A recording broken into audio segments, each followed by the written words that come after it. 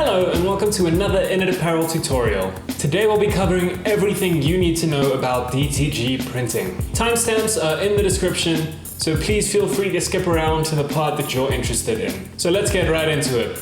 Now, number one, what is DTG printing? So DTG printing, or direct-to-garment printing, is very similar to the type of printer you'd find in someone's home office, except of course that instead of printing onto paper, it prints onto fabric. Now this holds a couple of different advantages that we'll get into a little bit more later, but basically, unlike screen printing, you have no setup costs and color counts are a thing of the past. So what is DTG printing for? So while DTG has a ton of great advantages over more traditional printing methods like screen printing, it's not always the best choice. So when is it actually the best choice? So DTG printing is absolutely revolutionary when it comes to doing small runs of t-shirts, like 25 shirts or less. Or if you're trying to run a store without having any physical stock and you just want to print as your orders come through, there is no better option than DTG printing.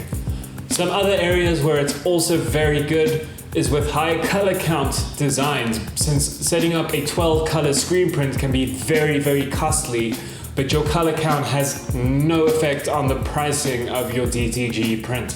Another place where DTG printing really excels is with printing full color, high detail, high res photos straight onto a garment. So what garments print the best with DTG? Well, you can use DTG printing on practically any garment, anything from pants to shirts to sweaters, anything with a fabric surface that can be printed on. But the only real determining factor is what material or fabric the garment is made from. So DTG printing looks phenomenal on 100% cotton shirts. So cotton is always going to be the best. So the best case scenario for DTG printing is printing onto 100% cotton, although we can print on other fabric blends as well, but we would highly recommend not going below a 50% cotton blend. We can also do some really interesting and unique things with DTG printing, like if you have a zippered hoodie, you can print straight over the zip or even the pocket of the hoodie, which is something you can't do with traditional screen printing. Now, how does the pricing work for DTG? Now, as mentioned before, DTG has no setup costs and it doesn't rely on color counts for price, so the pricing might be quite a bit different than what you're used to.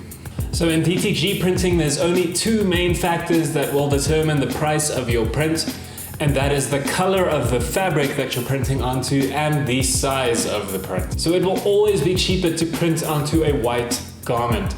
And the reason for this is when you print onto a colored garment or a black garment, in order to have your colors be as nice and solid and vibrant as they possibly can be, you have to print a white underbase underneath your entire design. This basically means that you're using double the amount of ink that you would use on a white garment. Now, a couple of last things to know about DTG. So if you're used to screen printing, you might be very familiar with the idea of using Pantones to make sure that your colors come out the way you want them. So one of the slight drawbacks to DTG is we can't match Pantones exactly the same way that you would with screen printing, since the machine interprets the CMYK values of your design possibly in a slightly different way than your computer might. So what you see on your screen and what comes out of the printer might be slightly different. Now, if you're willing to spend the extra amount of time up front, we can do some color matching beforehand and show you the different tones that we can print, and then we can choose the one that's closest to your design. However, in the majority of cases, this is not necessary, as almost every single full color print comes out looking fantastic, even though it might be slightly different from what your original design was. Now, another interesting thing is DTG uses water-based ink instead of the plastisol that is generally used with screen printing. And this means that if you're very eco-conscious and you want your garments to be fully biodegradable, it is a very good choice to use DTG printing, as there is no plastic involved in the print whatsoever. Now, when it comes to washing, a DTG print holds up to washing incredibly well. I have some old shirts that have been washed 50 plus times and the print still looks amazing. So if you follow proper care when washing and don't iron on the prints and do things like that, your prints will last you a long time. And the last thing you might have some questions on is how to prep your artwork for printing with DTG. Now we've actually done a full in-depth video on this that will be linked down in the description below. And there you have it. That's basically everything you'll need to know to get started with DTG printing. If you have any questions, as always, please feel free to leave us a comment. We will get back to each and every one of you. Now, if you enjoyed this video, please leave us a like. It does really help out. And subscribe if you'd like to see more like this in future. Thank you so much for watching.